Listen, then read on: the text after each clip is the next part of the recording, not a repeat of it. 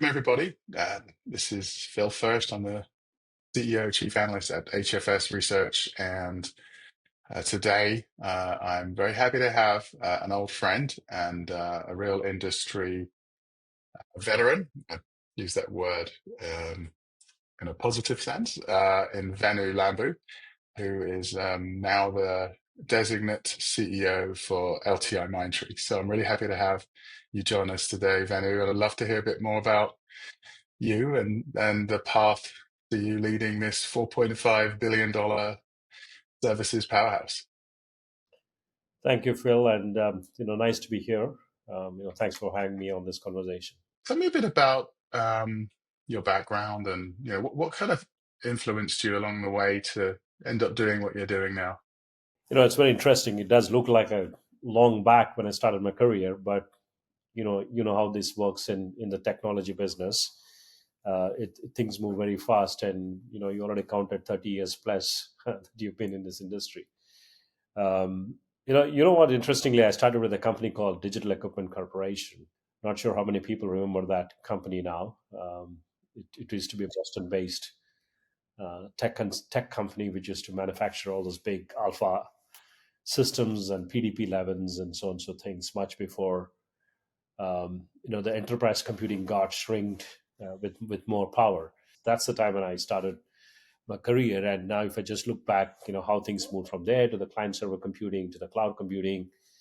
Now we are talking about the world of AI. So it's been an exciting journey, I would say, and being very fortunate enough that I could navigate and learn through this process of different technology evolution that happened over the last 3 decades. Wow. I remember the DEC Compact merger. That was one of the first things I had to write about as an analyst. So tell us a bit about your business philosophy and then why you think you're the right man for this job at this time.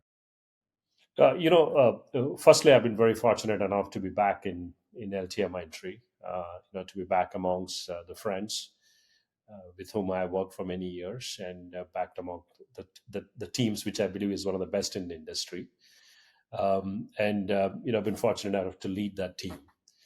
This is an interesting time, as you would know, Phil, in the industry, right? We're at a very strategic inflection point, and this is a time where we have an opportunity to make some good choices and not go into the race to the bottom. Instead, use this opportunity to reinvent, remodel our businesses, and get prepared for the huge opportunity that lies ahead, especially in the context of AI, which I'll share my views subsequently. So I think the very fact that we are at a stage of challenging ourselves, relook at our business models and do that, and that's precisely what I believe I'm good at it. I've been leading business transformation at different stages of inflection point. So yeah, that's what I feel. Board selected me to come back and lead this organization. And again, it's not just about me; it's about working with my team and some fantastic leadership team that I have to navigate this. So you mentioned smart choices, avoiding a race to the bottom. Um, so looking at deeper into that, what specific market problems are you trying to solve if you want to make these smart choices? Yeah, sure. Look, I think over the years, we built a lot of capabilities across different practices, but all of them were mandated towards how do we make the IT efficient? How do we make operations more predictable? How do we use technology as an enabler to get time to the market and speed and the other aspects of competitiveness to the business? And we've done that pretty well over the last few decades, right? And one biggest aspect that actually helped us to propel these capabilities to our customers was the global delivery model, right? And global delivery model inherently gave a cost advantage, inherently gave the arbitrage advantage to propose all these propositions. But I guess now the context has changed, right? So there is a big challenge that's happening on the existing services and existing capability models. So that's the first aspect of it. And the second big contextual change that has happened with our enterprises is our clients are actually looking to solve a very large productivity problems, right? So how can they unlock a productivity at the enterprise level? It's not just about unlocking the productivity at the IT level, which is fairly table stakes and given. We've done it many times before. But I think now the interesting part is we can actually have an opportunity to unlock productivity at a wider enterprise. And that's really the most exciting phase of change as I see it in the industry. So how do we do this? Is it a little bit of let's just sell some higher risk deals and figure this out with the clients? Because I mean, I remember back to the old initial offshore deals with, BP and Anderson Consulting and PwC back in the day. And they were deals which was sort of front loaded with let's do this and then transform. Is that the way, or do you have another plan? You know, I sort of look this as two playbooks, Phil, right? The playbook one is about how can we, considering our maturity and competencies and our ability to manage risk on the traditional services, how can we start committing more productivity gains to our customers, whether we front load them or do it over the contract life cycle is a matter of detailing in that particular engagement. But our ability to deliver productivity for the IT related services is something, we have a high level of maturity, and we know how to manage those threats. So that's a playbook one. And for that, we are infusing AI into all our practices, right? So that it becomes a default way of doing business. The second playbook is actually about, slightly expanding the canvas, right? It's not just about bringing the best of the agentic AI models, and it's also to bring, making sure that the business process on which the agentic AI actually runs, can we transform them, right? So can we relook at redesigning the blueprint of certain business process on which you can run your agents? That's where I like your philosophy of services as a software. That's where you start creating the services construct, in the form of an agentic world, and transform the business process.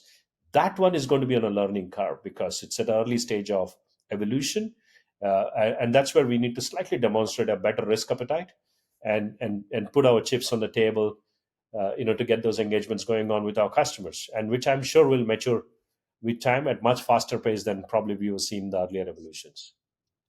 Right.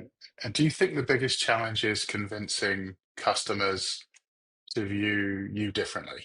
To say, hey, start viewing us like a solutions business and less of an effort-based business. Is that the biggest challenge, to change the perception of service providers in general from customers? Or do you think customers are more open-minded now to take bigger risks and look at different ways of doing things? There is that battle of perception that needs to be managed.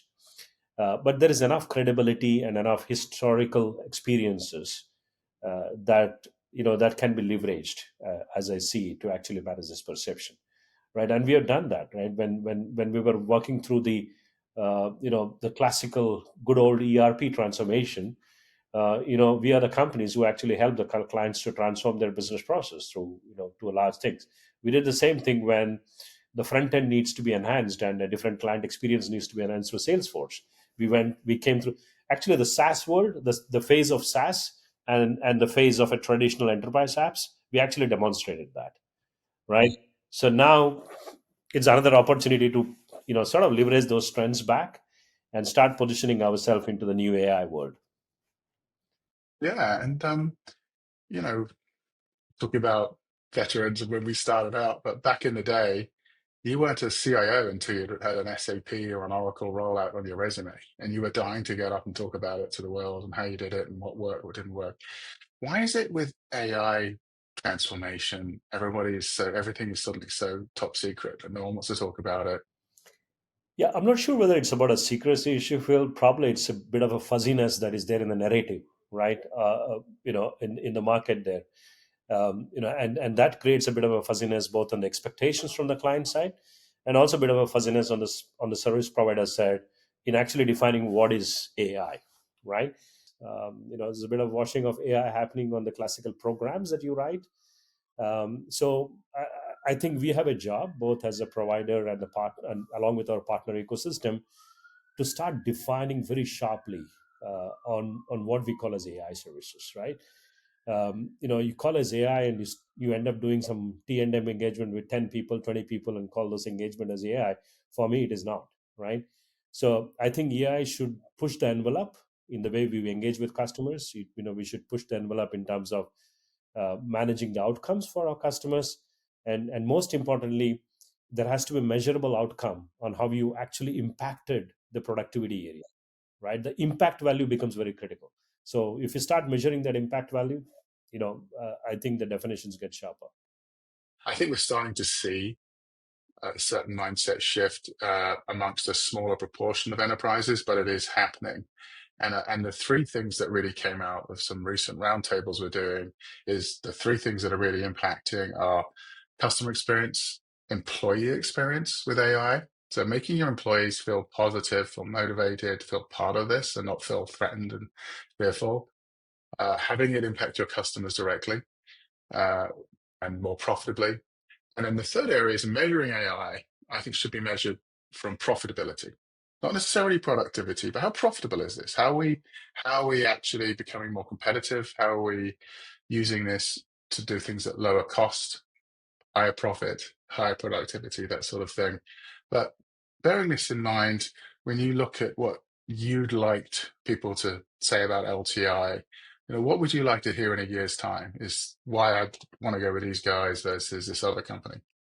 We as a company have navigated a lot of this technological changes that came our way.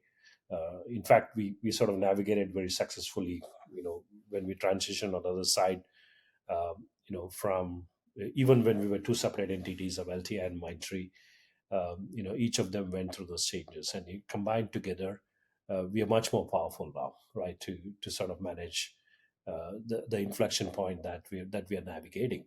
So, what I would love, to establish is increase our relevance to our customer, and that's a message I tell to my teams as well. Look, it's not about what's the wallet share in an account, right? That's more of a byproduct.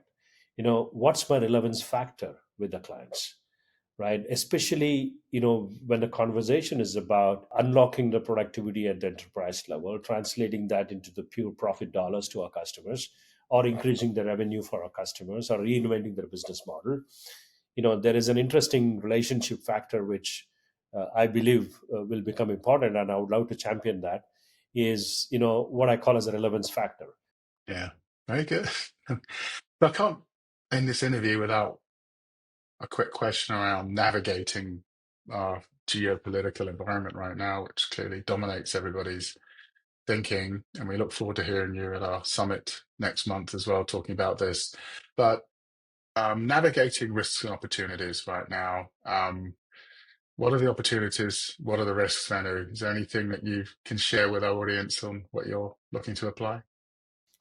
Look, I think the risk is obviously an unknown risk, right? Because we're dealing with a lot of variability happening within a very short window of time, and that's a bit unprecedented, I would say. Usually, it's an event that brings this kind of variability in a short window of time, and we saw that during pandemic, right? And we saw during the financial crisis. It's as an event that happened. It's sort of done that. So here we're dealing with a very prolonged duration of a sort of a business variability or the macroeconomic changes that's happening too frequently, too soon.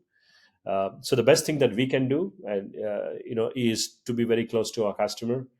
Do our best proactively to solve their problems. That's very good. And you're right, the risk is unknown, but the opportunities are to get closer to customers. So on that, I think, Venu, thank you very much for your time today. It's been terrific hearing from you, and best of luck with the new role and the company direction. And look, great to have you. Be great to have you in New York next month. Look forward to it very much. Thank you, Phil. Great talking to you. Thank you.